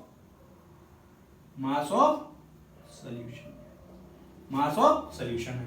अब बताओ, अगर हमारे पास 10% इसका अंदर 10% एक्वस सॉल्यूशन मतलब इसमें पानी भरा है और इसमें कहा है का HCl, तो इसका मतलब यहाँ पे HCl कितने ग्राम है? सल्यूट है हमारे पास 10 ग्राम, ये तो है। और सॉल्यूशन का मास कितना है? सॉल्यूशन का मास हमारे पास कितना है? सॉल्यूशन का हमारे पास 100 ग्राम। तो बताओ इसमें सॉल्वेंट कितना होगा? अगर तुमको कोई कंफ्यूजन है तो तुम क्या लिख सकते हो इसको? देखो सॉल्यूशन अगर हमारे पास बना हुआ होगा, ठीक, सॉल्यूशन बना होगा तो किससे बना होगा? सॉल्यूट से बना होगा प्लस सॉल्वेंट से बना होगा, ये तो है। इसका मतलब क्या? कोई जो सॉल्यूशन बनता है तो उसके अंदर सॉल्यूट होता है, सॉल्वेंट होता है, ठीक। अब बताओ सॉल्यूशन का मास कितना है टोटल? 100 ग्राम, हुआ 100 ग्राम। सॉल्यूट का कितना है? देखो 10 ग्राम, ये तो है 10 ग्राम, हुआ 10 ग्राम। तो बताओ सॉल्वेंट कितना हो गया? सॉल्वेंट देखो, सॉल्वेंट हमारे पास कितना आ जाएगा? 10 इधर लिया तो इसका मतलब 100 में से 10 जाएगा तो हम कह देंगे 90 ग्राम हमारे पास क्या हो जाएगा? सॉल्वेंट हो जाएगा। इस तरीके से हम निकाल लेंगे। तो इसका मतलब क्या? ये परसेंटेज अगर 10% 5% दिया होता तो इसका मतलब 5 को कर देते, ये तो था। तो इसका मतलब ये हमारे पास परसेंटेज वाई इस तरीके से दिया होगा, ठीक। तो कैलकुलेट करना सीख लेना, क्योंकि इसी से अगर हमारे पास, याद रखना, अगर कंसंट्रेशन तुमको निकालना आ गया तो तुम क्या करोगे? तुम्हारे पास सॉल्यूशन के सारे न्यूमेरिकल लग जाएंगे, याद रखना। अगर तुम्हें ये सारे के सारे इस पे बेस्ड क्वेश्चन आ रहे हैं तो सॉल्यूशन में कोई दिक्कत नहीं होने वाली, ठीक। जैसे अगर मान लो एग्जांपल इसमें और मान लेते हैं, मान लो हमारे पास क्या है? 5%, ठीक, 5% एक्वस सॉल्यूशन है H2SO4 का बाई मास दिया हुआ है इस तरीके से। तो हम क्या करेंगे? सिंपल सी बात, 5/100। तो इसका मतलब इसमें देखो एक्वस सॉल्यूशन मतलब पानी है इसमें, और किसका? H2SO4 का है। तो ऊपर वाला क्या? देखो ऊपर वाला तो सॉल्यूट है और नीचे वाला सॉल्यूशन है। तो इसमें देखो सॉल्यूट क्या है? देखो H2SO4 को बोला जा रहा, तो हम कह देंगे यहाँ पे H2SO4 ऊपर वाला कितना है? H2SO4 कितना है? 5 ग्राम। सॉल्यूशन कितना है? 100 ग्राम। तो बताओ सॉल्वेंट कितना हो जाएगा? पानी कितना हो जाएगा? तो हम कह देंगे 100 में से क्या है? आप 5 निकाल दीजिए तो 95 ग्राम आ जाएगा, 95 ग्राम आ जाएगा। तो ये तो हमारे पास कहानी किसकी रही? पूरी कहानी रही mass by percentage by mass की पूरी कहानी रही, ठीक। मास की हमारे पास कोई कहानी रही, ठीक। अब देखो इसी से रिलेटेड मैं क्वेश्चन बता दे रहा हूं, इसी से रिलेटेड एक क्वेश्चन मैं बता दे रहा हूं। तो देखो प्रॉब्लम क्या है, ठीक। प्रॉब्लम देखो यहाँ पे, ठीक। अब मान ले रहे हैं, देखो प्रॉब्लम क्या है, क्या कहेगा उसके पास। मान ले रहे हैं प्रॉब्लम है कि हमारे पास 98 ना ले ले, हम सिंपल ले लेते हैं, कोई मान लेते हैं 10% ले लेते हैं, 10%, ठीक, by wait aqueous solution of H2SO4 given है, ठीक। H2SO4 गिवन है। अब इसमें तुमसे क्या कहेगा कि हमारे पास मोल निकालिए। किसके मोल? मोल हमारे पास क्या? मोल ऑफ वाटर के कितने होंगे, ठीक, और मोल ऑफ H2SO4 के कितने होंगे, इसके हमारे पास मोल निकालिए, ठीक। तो हमें ये पता है कि जब पानी के मोल निकालने रहते हैं तो पानी के मोल का फार्मूला हमको पहले से पता है कि मोल इक्वल टू क्या होता है? मास अपॉन मोलर मास होता है, मोलर मास होता है। तो अब देखो पानी का मोलर मास तो हम निकाल लेंगे क्योंकि ये 3 आता है। अब हमें मास कहां से आएगा? यहां से। देखो अब देखो, अब इसका मतलब देखो 10% का मतलब यहाँ पे देना, ध्यान देना, 10% यहाँ है तो हम इसको क्या करेंगे? 10/100 कर लेंगे, ये तो होगा परसेंटेज। और ऊपर वाला क्या है?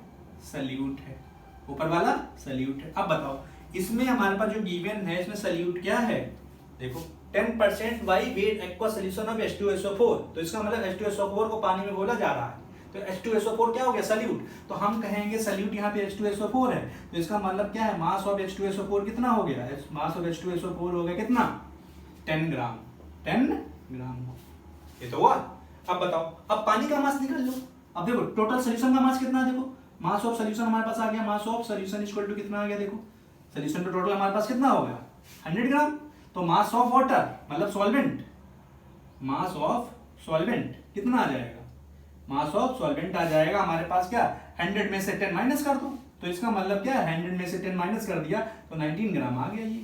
ये तो हुआ, इसका 10 ग्राम आ गया, इसका हमारे पास 3 ग्राम आ गया। अब बताओ अगर हमारे पास क्या है, किसके हमारे पास पानी के मोल हैं निकालने हैं, तो देखो पानी का मास कितना है, देखो आया हमारे पास 90, ये तो है, ये 90 और पानी का मोलर मास कितना होता है 18, ये तो हो जाएगा। तो देखो काट लेना, आ जाएगा आंसर हमारे पास ना, ये 1 2 जा ठीक, और ये 2.5 आ गया। अब देखो H2SO4 का अगर मोल निकालना है तो देखो H2SO4 का मास रखो, मास देखो कितना H2SO4 का मास तुम्हारा आया 10 ग्राम, और इसका हमारे पास मोलर मास जो होता है H2SO4 का जब निकालोगे 98 आ जाएगा। तो हम इस तरीके से क्या दोनों के मोल, अगर कभी भी परसेंटेज बाई वेट अगर दिया होगा तो उसमें हम सल्यूट और सॉल्वेंट का क्या निकाल सकते हैं, मोल निकाल सकते हैं। अब याद रखना अगर हमारे पास मोल तुम निकालना सीख गए ठीक, तो याद रखना 50% हमारे पास क्या हो गई, दिक्कत दूर हो जाएगी अगर तुमने सिर्फ मोल निकालना सीख लिया ठीक। तो ये हमारे पास हो गया परसेंटेज बाई मास की कहानी ठीक। अब आ जाते हैं हम देखो परसेंटेज बाई वॉल्यूम पर ठीक। अब आ जाते हैं परसेंटेज बाई वॉल्यूम पे, देखिए परसेंटेज बाई वॉल्यूम क्या है ठीक। तो सेम टू सेम कंडीशन में इसमें भी हमारे पास क्या है, देखो इसमें क्या है वही, हम ए कंपोनेंट होगा बी कंपोनेंट होगा, हमने मिलाया होगा और ए कंपोनेंट और बी बना होगा, ये तो हुआ बी कंपोनेंट ठीक। तो ये सोल्यूशन है, सोल्यूशन ठीक, सोल्यूशन है। तो मान ले रहे हैं हमारे पास क्या है, ए हमारे पास क्या था सॉल्वेंट था और बी हमारे पास सोल्यूट था, ये तो था सॉल्वेंट और सोल्यूट था, मान लेते हैं ठीक। तो ये हमारे पास क्या है, तो ये हमारे पास बी कितना है, सोल्यूट है, बी हमारे पास सोल्यूट है और टोटल हमारे पास क्या है सोल्यूशन बन जाएगा, क्योंकि ये हमारे पास सॉल्वेंट है, ये तो है। तो सेम टू सेम इसमें कंडीशन में क्या, अब तुम ये देख लो कि तुमने इस सोल्यूशन के अंदर मान लो टोटल वॉल्यूम हमारे पास कितना है, VmL है, VmL ठीक, VmL है हमारे पास ठीक, VmL क्या हमारे पास, एक काम कर लो ना, जो कि हम परसेंटेज निकाला है ना, सीधे सीधे क्या कर लो तुम चुपचाप 100 ml मान लो, 100 ml मान लो परसेंटेज ठीक। तो इसका मतलब 100 ml में तुमने सल्यूट के कितने ml, कितने इसमें हमारे पास इसकी वॉल्यूम तुमने कितनी मिलाई है, क्या हुआ, हम इसमें क्या ले रहे थे, देखो परसेंटेज बाई मास में हम क्या ले रहे थे, हमने कहा था कि अगर हमारे पास 100 ग्राम सोल्यूशन है तो 100 ग्राम सोल्यूशन में सल्यूट के कितने ग्राम है, इसमें क्या कहेंगे 100 ml हमारे पास वॉल्यूम ले लिए सोल्यूशन के, सोल्यूशन की वॉल्यूम अगर ले लिए तो इसमें सल्यूट की कितनी वॉल्यूम है, सल्यूट की कितनी वॉल्यूम है वही हमारे पास परसेंटेज बाई वॉल्यूम हो जाएगा। तो देखो परसेंटेज बाई वॉल्यूम का अगर हम फार्मूला देखें तो देखो क्या होगा, यहाँ पे volume of solute, volume of solute upon volume of solution into 100% निकालनी है, तो निकालनी है, ये तो हो जाएगा ठीक। तो इसका मतलब सिंपल सी बात है कि 100 ml हमारे पास क्या है सोल्यूशन था, तो उसके अंदर कितनी वॉल्यूम ऑफ सोल्यूट प्रेजेंट है वही हमारे पास परसेंटेज बाई वॉल्यूम हो गया। जैसे एग्जांपल में बता रहा हूं, देखो मान लो जैसे हम कह दिया 10% बाई वॉल्यूम, वही volume of aqua solution of HCl। तो इसका मतलब क्या है, देखो हमारे पास क्या है HCl को पानी में डिजोल्व किया गया है और वो भी कैसा किया गया, बाई वॉल्यूम। तो सीधे सीधे तुम क्या कर दो 10/100 कर दो, परसेंटेज को 10/100 लिख सकते हो। तो ऊपर वाला क्या है सल्यूट है और नीचे वाला क्या है सोल्यूशन है, नीचे वाला हमारे पास सोल्यूशन है। अब बताओ सल्यूट हमारे पास कितना होगा, सल्यूट देखो कितना हुआ, सल्यूट हमारे पास में क्या है HCl, तो हम कह देंगे जो HCl है उसका कितना है 10 ml है, और हमारे पास सोल्यूशन का हमारे पास वॉल्यूम कितनी, टोटल सोल्यूशन की हमारे पास टोटल वॉल्यूम कितनी हो जाएगी 100 ml। तो बताओ इसके अंदर पानी कितने ml होगा, सॉल्वेंट कितना होगा तो अगर हमें सॉल्वेंट निकालना है तो हम क्या कह देंगे 100 माइनस 10, हमारे पास 90 ml आ जाएगा। आंसर आ गया, यही तो। अब मान लो हमें डिफाइन करना है इसको, मान लो इसकी अगर हमें डेफिनेशन लेनी है तो डेफिनेशन देखो क्या दोगे। तो हम क्या कह रहे हैं कि 100 ml सोल्यूशन के अंदर कितने ml हमारे पास सल्यूट प्रेजेंट है। 100 ml सोल्यूशन के अंदर सल्यूट के कितने ml प्रेजेंट हैं, उसी को परसेंटेज वाइज वॉल्यूम कहते हैं। ठीक, अब देखो, अब इसका मतलब क्या है, it is defined as क्या, the volume of solute present or dissolve in, ठीक, हमने क्या लिखा, द वॉल्यूम ऑफ सोल्यूट, ठीक, यहां थोड़ा बढ़ा देना, इन ml लिख लेना, इन ml, ठीक, प्रेजेंट और dissolve in 100 ml of solution, 100 ml of solution. इसको हम लोग का ये डेफिनेशन हो गई, ठीक, डेफिनेशन हो गई। अब देखो एक पॉइंट यहां पे और नोट करो, क्या, देखो वॉल्यूम प्रेजेंट है, टेम्परेचर पे डिपेंड करेगी, डिपेंडेंट, ठीक। अब देखो अगला पॉइंट क्या, देखो वॉल्यूम, अगर हमारे पास वॉल्यूम बाई, हमारे पास क्या, सॉरी वॉल्यूम बाई वॉल्यूम है यहाँ पे, ठीक। तो यहाँ पे एक हमारे पास क्वेश्चन है, बहुत इंपॉर्टेंट क्वेश्चन है, वो कंपटीशन में पूछा जा चुका है, ठीक, हमारे पास 2-3 कंपटीशन में पूछा जा चुका है, तो उसका आप लिख लीजिए। क्या, देखो अगर हम क्या करें, देखो 35, याद रखो कितना, 35% बाई वॉल्यूम, कितना, 35% by volume aqueous solution of ethylene glycol, क्या ध्यान देना, मैंने क्या कहा, 35% बाई वॉल्यूम, ठीक, aqueous solution of ethylene glycol का मतलब समझ लेना कि इसका मतलब ये है कि 35/100, तो इसका मतलब क्या है, इसमें एक ऐसा सोल्यूशन है जिसमें 35, ठीक, ml, 35 ml, तो इसका मतलब इथाइलिन ग्लाइकॉल कितना है, 35 ml, टोटल सोल्यूशन का में कितना है हमारे पास, 100 ml, तो हमारे पास क्या होगा, पानी कितना होगा, 100 माइनस 35, तो इतना हमारे पास वाटर आ जाएगा, ठीक। अब देखो क्वेश्चन क्या पूछा गया, ये तो हमारे पास क्या है, 35% अगर हमारे पास क्या है, इथाइलिन ग्लाइकॉल का सोल्यूशन हम बना देते हैं, ठीक, इथाइलिन ग्लाइकॉल सोल्यूशन बना देते हैं, ठीक, तो क्या होता है, ये क्या कर देता है, पानी का फ्रीजिंग पॉइंट, ठीक। अब देखो ध्यान से, मैं क्वेश्चन ये क्या क्वेश्चन आता है कंपटीशन में, कैसे, देखो ऐसी कंट्री जहां पे टेम्परेचर 0 डिग्री सेंटीग्रेड के भी नीचे चला जाता है, 0 डिग्री सेंटीग्रेड के भी नीचे वहां चला जाता है, तुम सोचो, तो वहां वो जो हमारे पास कार होंगी, ठीक, तो कार के अंदर जो पानी पड़ता है, और पानी का हमें पता है कि जो फ्रीजिंग पॉइंट है वो 0 डिग्री सेंटीग्रेड है, तो इसका मतलब क्या है, कार के अंदर जब तुम पानी डालोगे, तो 0 डिग्री सेंटीग्रेड पे जैसे हमारे पास टेम्परेचर वहां का पहुंचेगा, तुरंत वो क्या हो जाएगा, फ्रीज हो जाएगा, ये तो है, फ्रीज हो जाएगा टेम्परेचर, उसका मतलब फ्रीज हो जाएगा। तो हम क्या करते हैं, उसमें थोड़ा मतलब क्या है, ये 35% सोल्यूशन बना देते हैं इथाइलिन ग्लाइकॉल का, और उसमें पानी में मिला देते हैं, तो ये क्या करता है, ये सोल्यूशन पानी की जो फ्रीजिंग पॉइंट है वो कम कर देता है। पानी पहले कितना, जनरली पानी क्या होता है, 0 डिग्री सेंटीग्रेड पे क्या कर जाता है, फ्रीज कर जाता है, और हम कह देते हैं कि वो आइस बन गया, लेकिन ठीक, अगर तुम ये वाला सोल्यूशन में मिला दोगे तो ये क्या कर देगा, उसका फ्रीजिंग पॉइंट जो है -17.6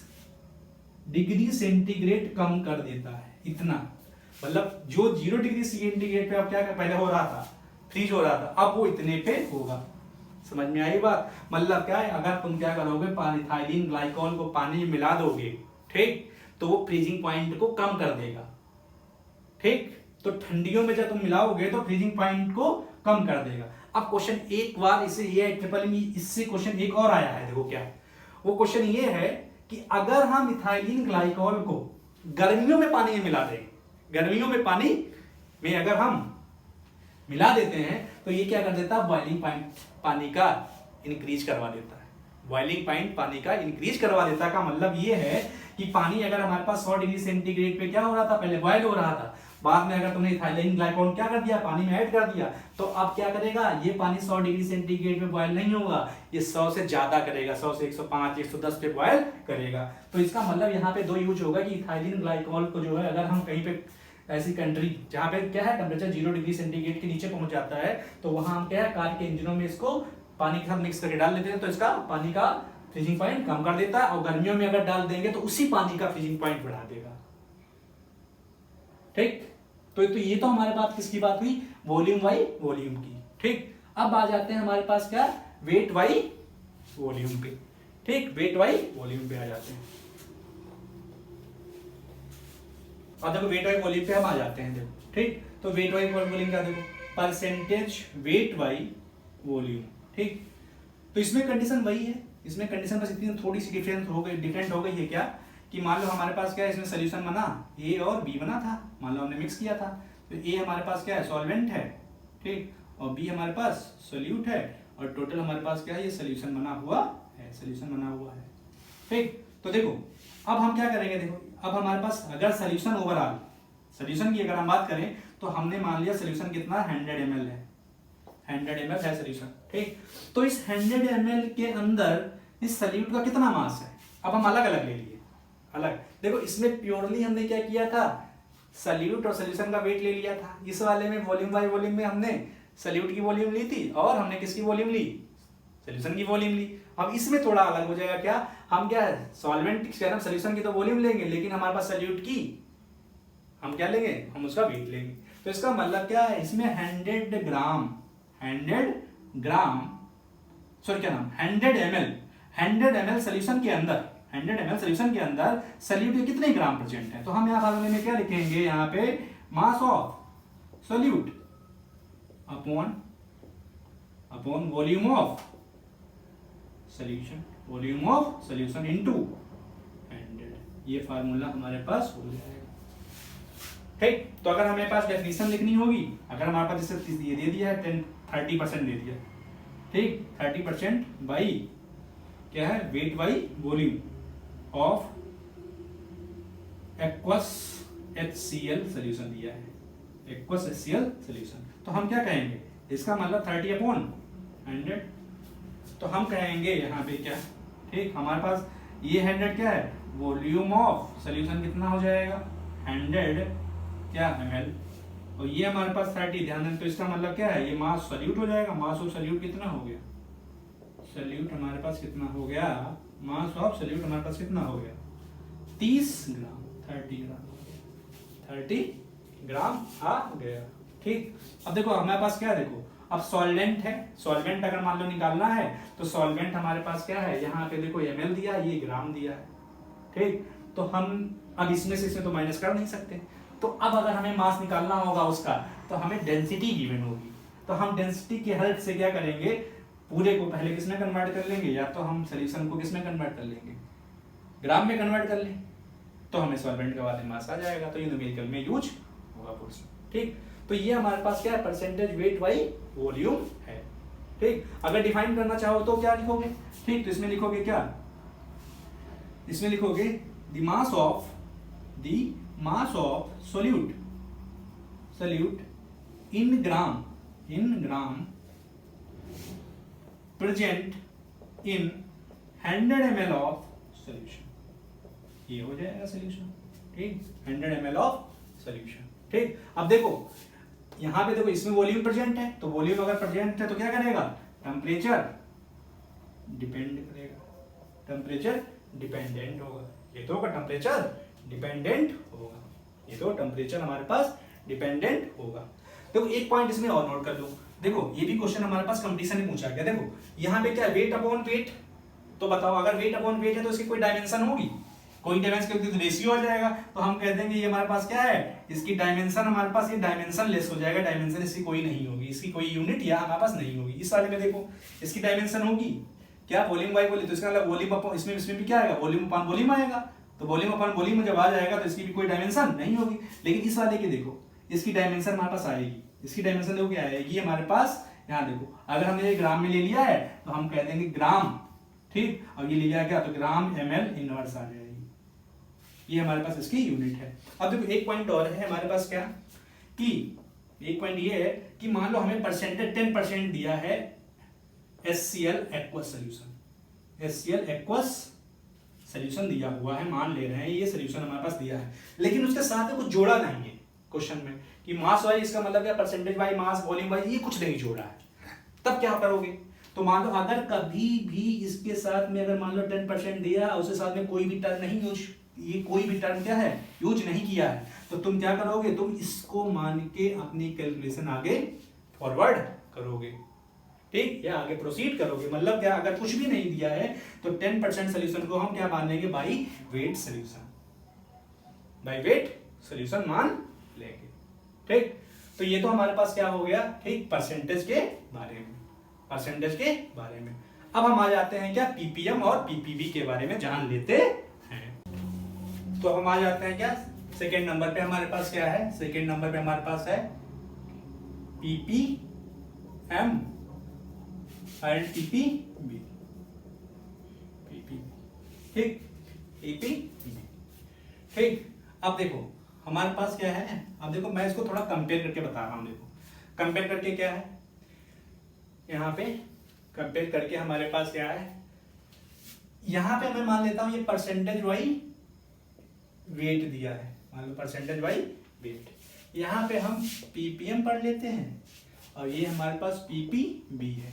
देखो पीपीएम की फुल फॉर्म क्या है, पार्ट्स पर मिलियन, पार्ट्स पर मिलियन, मिलियन का मतलब होता है 10 की पावर 6, और ये पार्ट्स पर बिलियन, और बिलियन का मतलब होता है 10 की पावर 9, यही तो होता है 10 की पावर 9।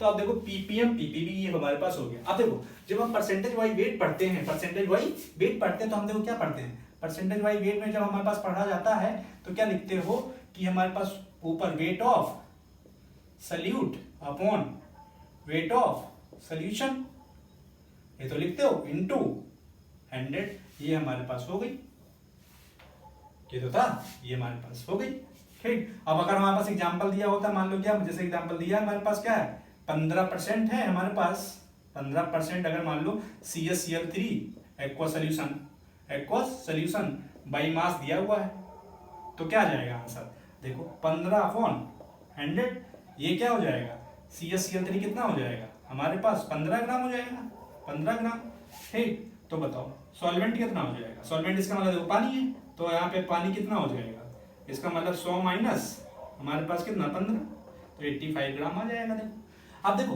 अगर हमारा परसेंटेज बाई वेट और पीपीएम बिल्कुल सेम है, हमने क्या किया, देखो परसेंटेज अगर निकालते हैं तो 100 से यहाँ पे मल्टीप्लाई करते हैं, और जब तुम क्या करोगे यहाँ पे पीपीएम निकालोगे तो क्या करोगे, देखो पीपीएम का मतलब ये है कि यहाँ पे weight of solute upon weight of solution into into क्या 10 की पावर 6, ये हमारे पास फार्मूला आ जाएगा। ये तो वेट ऑफ हमारे पास solute upon weight upon solution और 10 की पावर 6, ये तो हुआ। अब देखो जैसे अगर हमसे कोई ये कह दे कि, अब एक चीज और याद रखो यहाँ पे, देखो ये थोड़ा कंसंट्रेट सॉल्यूशन के लिए यूज किया जाता है, कंसंट्रेट सॉल्यूशन के लिए यूज किया जाता है, ठीक। तो इसका मतलब यूज्ड फॉर कंसंट्रेट सॉल्यूशन के लिए। अब याद रखना ये किसके लिए पीपीएम यूज हो जाता है, ये फॉर डाइल्यूट सॉल्यूशन के लिए, डाइल्यूट सॉल्यूशन के लिए यूज किया जाता है। मतलब क्या है, डाइल्यूट सॉल्यूशन का मतलब जिसमें सॉल्यूट बहुत कम हो, तो वहां पे पीपीएम का यूज किया जाता है, ठीक। पीपीएम का यूज वहां पे हम करेंगे, ठीक। अब यहाँ पे थोड़ा ध्यान दो कि अगर मेरे पास क्या है 15 पीपीएम दिया है, तो इसका मतलब पीपीएम मतलब देखो 15 पीपीएम, ठीक, CaC इसका मतलब एक्वस सोल्यूशन ऑफ CHCl3 मतलब क्लोरोफॉर्म का हमारे पास क्या है 15 पीपीएम सोल्यूशन दिया है, तो इसका मतलब क्या है, ठीक। इसका हमारे पास देखो अगर हमारे पास पीपीएम दिया हुआ है तो क्या होगा, देखो हमने कहा अगर 100 ये दिया होता परसेंटेज, तो हम अपॉन कितना करते 100 करते, अब पीपीएम दिया तो अपॉन में कितना करेंगे तो 15 अपॉन 10 की पावर 6। ये ऊपर क्या है, सल्यूट है, ये तो है, नीचे क्या है, सॉल्यूशन है। तो बताओ सल्यूट यहाँ पे क्या है, CHCl3। तो CHCl3 का मास कितना हो गया, 15 ग्राम। तो सॉल्यूशन का मास कितना हो गया, सॉल्यूशन का मास 100 ग्राम। तो पानी कितना हुआ, देखो पानी अगर हमारे पास क्या है, पानी अगर निकालना है, बताना है, सॉरी क्या नाम, ये हमारे पास देखो 10 की पावर 16 ग्राम, पावर 6 ग्राम होगा। अब देखो अगर हमें पानी निकालना है तो हम सॉल्यूशन में से, सॉल्यूशन का जो मास होगा, सॉल्यूशन का मास होगा, उसमें क्या कर दें हम, सॉल्यूट को माइनस कर दें, सॉल्यूट को माइनस कर दें। तो देखो सॉल्यूशन हमारे पास कितना है, 10 की पावर 6 और ये हमारे पास 15। तो बताओ 10 की पावर 6 में से अगर 15 घटाओगे तो कितना, हम कहेंगे लगभग उतना ही आएगा। ये तो हुआ। तो इसका मतलब क्या है, 15 ppm का मतलब क्या हुआ कि इसके अंदर 15 ग्राम CHCl3 डिजोल्व है, ठीक, कितने में, 10 की पावर 6 पानी में। ग्राम, ये ग्राम हो जाएगा पानी में, ये तो हो जाएगा ग्राम पानी में हमारे पास हो जाएगा, ठीक। अब देखो, अब एक क्वेश्चन यहाँ पे आगे, अभी तुम जाओगे एनसीईआरटी लगाओगे अपनी जगह थोड़ा, ठीक, एनसीईआरटी जब लगाओगे तो वो क्या कह रहा है क्वेश्चन में, एक क्वेश्चन गिवन है, कहता है कि 15 ppm हमारे पास है, तो इसको परसेंटेज में आप चेंज करिए, समझना कि 15 ppm CHCl3 सॉल्यूशन गिवन है, तो आप इसको परसेंटेज बाई वेट में कैसे चेंज करेंगे, ठीक। तो बताओ अगर हमें इसमें चेंज करना है तो परसेंटेज बाई वेट का फार्मूला क्या होगा, परसेंटेज बाई वेट का फार्मूला देखो क्या हमने लिखा, वेट ऑफ सॉल्यूट कितना है अपॉन वेट ऑफ सॉल्यूशन कितना है, ये तो होता परसेंटेज, और इनटू 100 कर देते हैं परसेंटेज में। तो बताओ, अब बताओ वेट ऑफ सॉल्यूट देखो इसमें कितना है 15 ppm में, वेट ऑफ सॉल्यूट मतलब 15, देखो 15 ग्राम, तो इसका मतलब 15 हो गया अपॉन सॉल्यूशन, देखो वेट ऑफ सॉल्यूशन, यहाँ पे वेट ऑफ सॉल्यूशन देखो कितना है, 10 की पावर 6 और 100, ये तो हुआ। अब बताओ कितना हुआ, देखो हमारे पास ये 15 आ गया और ये हमारे पास 10 की पावर 2, तो इसको ऊपर ले लो, ये ऊपर जाएगा तो हम कह देंगे 10 की पावर -6 आ जाएगा, तो हम कहेंगे इक्वल टू 15 इंटू ये 10 की पावर -4 आ जाए, ये हमारे पास आ गया परसेंटेज वाइज। तो निकाल लेंगे ठीक, निकाल लेंगे, ठीक। तो ये तो हमारे पास पॉइंट ये हुआ, ठीक। अब देखो, अब हमारे पास क्या है, इस ppm, ये तो हमें पता चल गया कि हाँ कुछ ऐसा होता है, ppm का मतलब हमारे पास कुछ ऐसा होता है।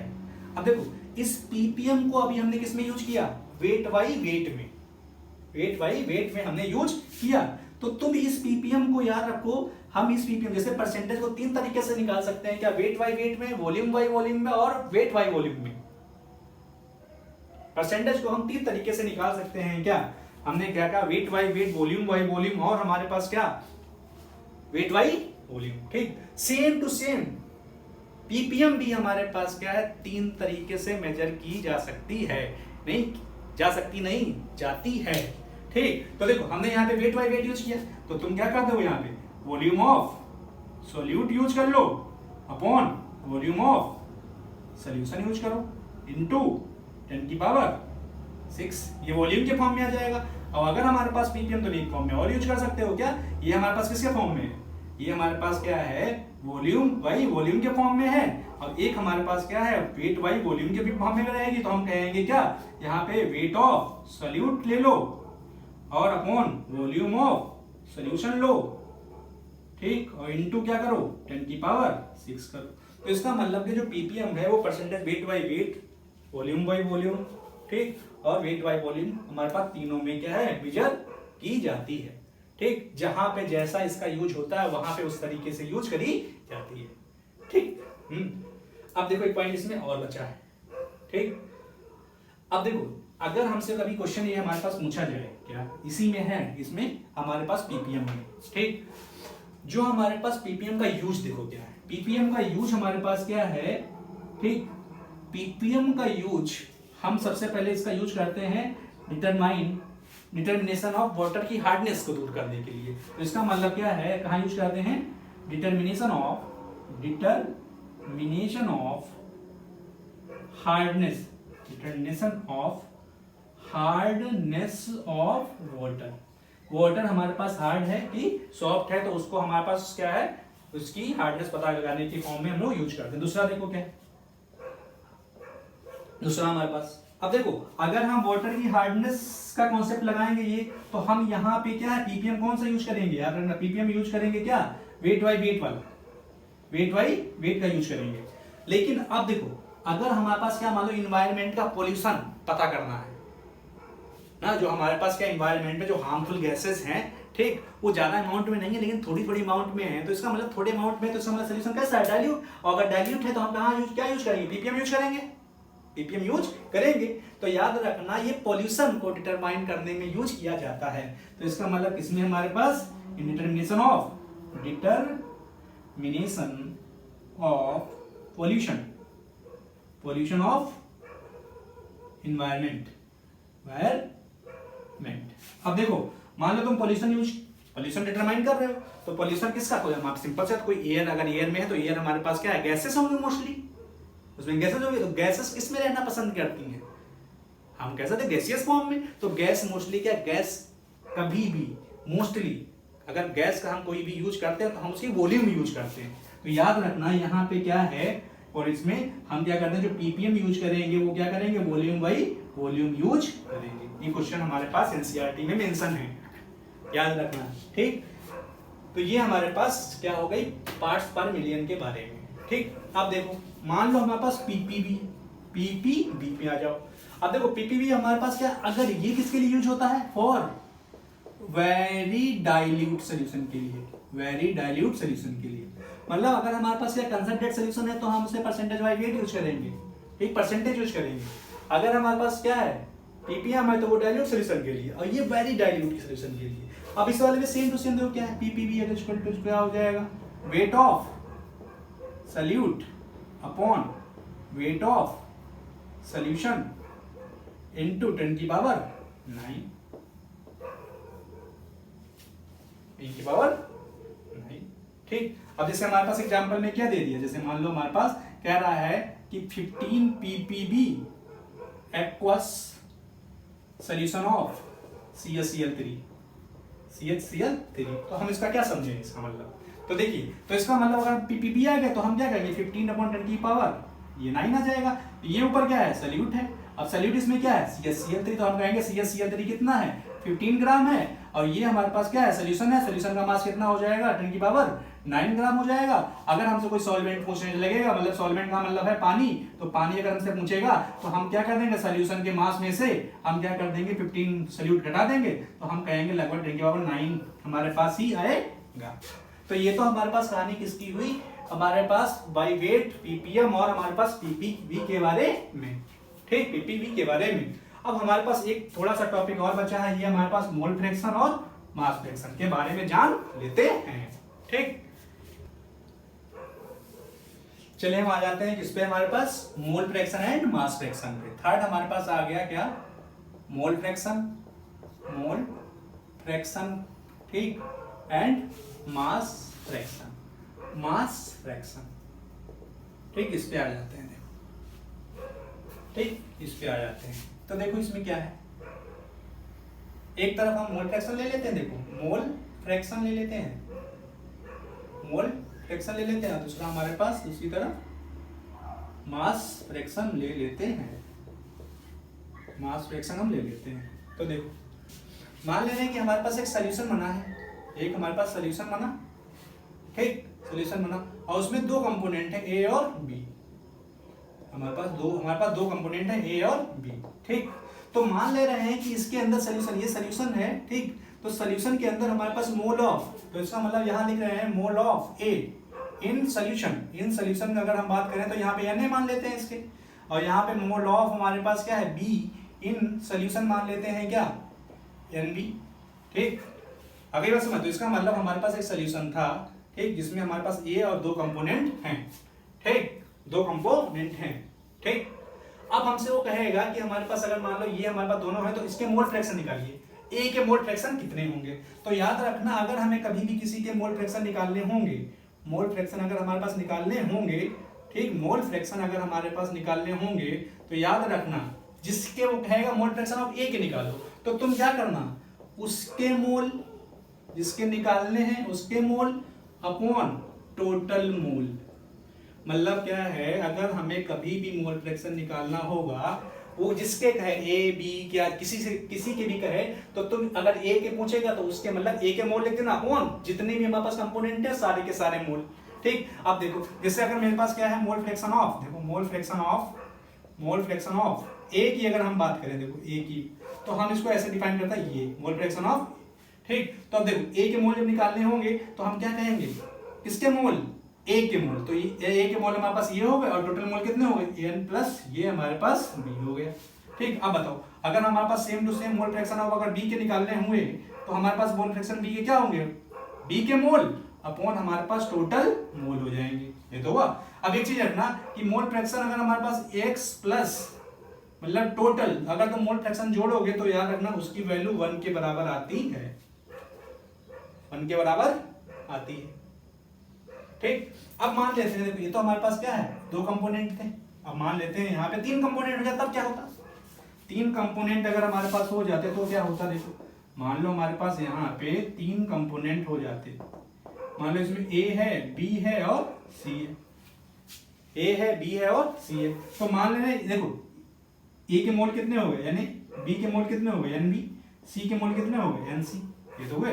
तो बताओ अब हमसे अगर पूछे कि भैया ए के मोल फ्रैक्शन बताओ, तो हम क्या कहेंगे ए के मोल अपॉन टोटल मोल का मतलब क्या हुआ N A plus N B plus N C, ये तो हुआ। अब बताओ मोल फ्रैक्शन अगर हमें बी निकालना हुआ तो हम क्या कहेंगे N B upon N A plus N B plus N C के मोल। ऐसे अगर हमारे पास मोल फ्रैक्शन ऑफ सी के निकालने हुए तो हम कहेंगे एन सी के मोल, इसका मतलब N A plus N B plus N C के मोल हो जाएंगे।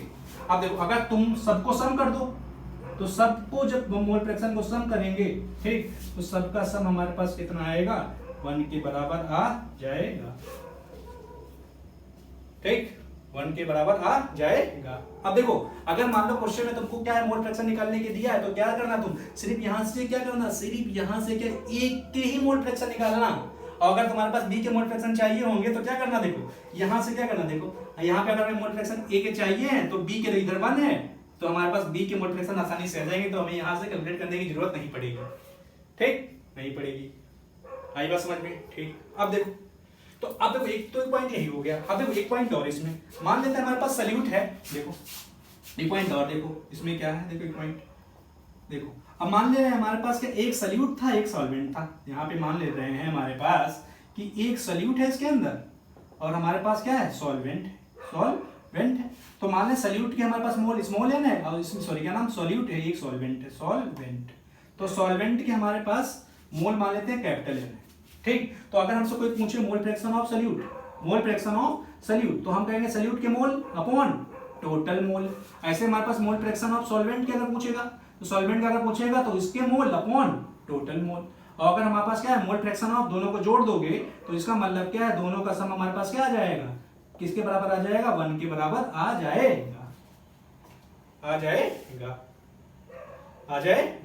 ठीक, आ जाएगा। अब देखो एक पॉइंट इसमें बहुत इंपॉर्टेंट है, ये हमारे पास क्या है AIEEE में इससे क्वेश्चन AIEEE में पूछा गया है और इसमें क्या है बिट सेट में क्वेश्चन एक पूछा गया है। इसी से देखो क्या वो कह रहा है कि उसने दिया था क्या कि हमारे पास इस वाले में, ठीक, मान लेते हैं हमारे पास क्या इसमें A है और B है, तो A के हमारे पास मोल फ्रैक्शन A के मोल फ्रैक्शन गिवन है, A के मोल फ्रैक्शन गिवन है कितने 0.3 और B के हमारे पास मोल फ्रैक्शन गिवन है हमारे पास क्या 0.7। ध्यान देना कह रहा है कि हमारे पास एक क्वेश्चन है क्या नाम हमारे पास एक क्वेश्चन में क्या है A के जो मोल फ्रैक्शन है वो 0.3 है तो और हमारे पास B के मोल फ्रैक्शन क्या 0.7 है। ठीक, तो मोल परसेंटेज ऑफ A और मोल परसेंटेज ऑफ B निकालिए। समझना मोल परसेंटेज पूछ रहा है, मोल परसेंटेज, ठीक, तो याद रखना कभी भी अगर हमसे कह रहा है कि मोल परसेंटेज की बात कर रहा है, अगर मोल परसेंटेज की बात कर रहा है अगर वो हमसे, ठीक, तो याद रखना क्या आ जाएगा यहाँ पे मोल परसेंटेज की जगह पे क्या, देखो यहाँ पे अगर ए का है तो मोल fraction of A upon total mole fraction, मतलब क्या है ए और मोल फ्रैक्शन ऑफ बी। समझ में आ गई बात हमने क्या कह रहे हैं? ठीक, हमने क्या कहा, मोल फ्रैक्शन ऑफ ए अगर निकालना है, सॉरी क्या ना, मोल परसेंटेज ऑफ ए निकालना है तो यहाँ पे उसके mole fraction upon total mole fraction, total mole fraction, और इनटू क्या कर देना, 100 कर देना। तो ये हमारे पास मोल परसेंटेज ऑफ ए आ जाएगी। अगर बी तुम्हें पता करना है देखो तो क्या होगा, mole fraction of B upon total mole fraction और इनटू 100। याद रखना इस तरीके से क्वेश्चन अभी हमारे पास क्या है, नीट में नहीं पूछा गया है। ठीक, तो यहाँ पे नीट में आने के चांसेस इस तरीके क्वेश्चन के हैं। ठीक, अब जैसे अगर मान लो हमसे कोई कहे कि मोल फ्रैक्शन होता क्या है तो डिफाइन कैसे करोगे, तो सिंपल सी बात है, क्या डिफाइन कर देना, क्या है कि देखो देना, अगर हमारे पास किसका ये जो रेशियो है, जो मोल फ्रैक्शन है वो रेशियो है किसका, मोल का ना, तो इसका मतलब हमारे पास किसी एक सब्सटेंस के मोल और टोटल सब्सटेंस के मेल, मतलब टोटल सब्सटेंस के मोल के रेशियो को हम लोग क्या बोलते हैं, मोल फ्रैक्शन, मोल फ्रैक्शन। तो इसका मतलब ये रेशियो है। ठीक, अब आ जाते हैं देखो मास फ्रैक्शन पे, तो सेम प्रोसेस है इस वाले में वही है। देखो मान लेते हैं हमारे पास ये दो का, मान लेते हैं एक सोल्यूशन बना था, इसमें कंपोनेंट ए है और हमारे पास बी है, तो मान ले रहे हैं सोल्यूशन, इसका मतलब ये सोल्यूशन है। ठीक, सोल्यूशन है, तो देखो मान ले रहे हैं mass of A, mass of A in solution कितना है, ma हो गया, और मास ऑफ हमारे पास b इन सोल्यूशन हो गया हमारे पास क्या है, mb हो गया, सॉरी क्या mb हो गया। तो देखो मास फ्रैक्शन अगर हमारे पास क्या है, देखो अगर हमसे कोई पूछे मास फ्रैक्शन ऑफ a, अगर a पूछे तो सेम टू सेम फार्मूला, उसका मास किसका मास, a का पूछा है तो a का मास अपॉन टोटल मास, ये हो गया। ऐसे हमारे पास क्या, अगर हमसे पूछे मास फ्रैक्शन ऑफ b तो हम क्या करेंगे, b का मास अपॉन टोटल मास। ठीक, अब क्या करोगे, अगर हमारे पास यहाँ पे हम इसको क्या ले लें, ठीक, x मास फ्रैक्शन है ना, तो ये मास फ्रैक्शन को इसको दिखा दे, ये मास फ्रैक्शन b इसको दिखा दे, तो जब हमारे पास दोनों मास फ्रैक्शन को ऐड करोगे तो याद रखना वो यूनिटी आएगा। ठीक, अब याद रखना कभी भी ये अगर तो अभी नीट, ठीक, या जेईई ट्रिपल ई की क्वेश्चन अगर सॉल्व करोगे तो ये बहुत बार क्वेश्चन पूछा गया है कि मान लीजिए हमारे पास क्या है, 5 कंपोनेंट हैं सॉल्यूशन के अंदर। ठीक, तो 5 कंपोनेंट अगर हमारे पास सॉल्यूशन के अंदर है तो टोटल कंपोनेंट अगर हम ऐड कर दें, ठीक, तो उसके मोल फ्रैक्शन कितने आएंगे। तो याद रखना मोल फ्रैक्स जो हमारे पास आएंगे, कंपोनेंट भले भी जितने हों, ठीक, मोल फ्रैक्शन सिर्फ और सिर्फ क्या 1 आएगा, यूनिटी आएगा, वो कुछ भी कहे। ठीक, मतलब क्या है, कभी भी मोल फ्रैक्शन क्या है, एक से ज्यादा नहीं हो सकता। सेम मैनर में हमारे पास मास फ्रैक्शन। ठीक, अब अगले लेक्चर पे हम लोग मोलरिटी, मोलरिटी और नॉर्मलिटी के बारे में डिस्कस करेंगे। ठीक।